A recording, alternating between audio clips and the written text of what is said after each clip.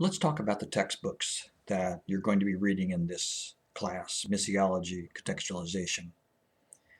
As you move from undergraduate on into graduate level, even on towards doctoral level, you will increasingly make use of what we call primary sources. That is, books written by authors doing original work. In terms of theology, for instance, John Wesley would be an original source. You'll have other books that talk about Wesley and quote Wesley.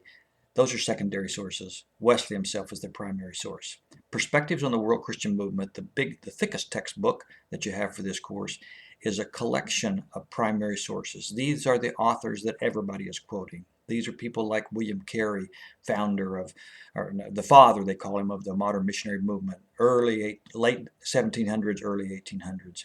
Hudson Taylor, key figure in the history of missions, lived in the middle of the 1800s. So you're not going to just be reading about Hudson Taylor, you're going to read something that Hudson Taylor actually wrote. I hope you'll enjoy that. Occasionally students say, oh, the perspectives, it's repetitive. Well, that's because they haven't appreciated the fact that we are reading original source documents, primary documents. Then the one by J. Fred Parker, that is the history of Nazarene missions. Students will sometimes say, oh, this one's out of print. Well, yes, but there's nothing else on the market like it. You can still pick it up in some used bookstores and so forth, and we have provided it for you here in PDF form, the chapters that we want you to read. Parker did an encyclopedic kind of history of Nazarene missions in which he dealt overall with what was going on, plus then individual countries one by one. It's masterful work. Nothing else like it on the market.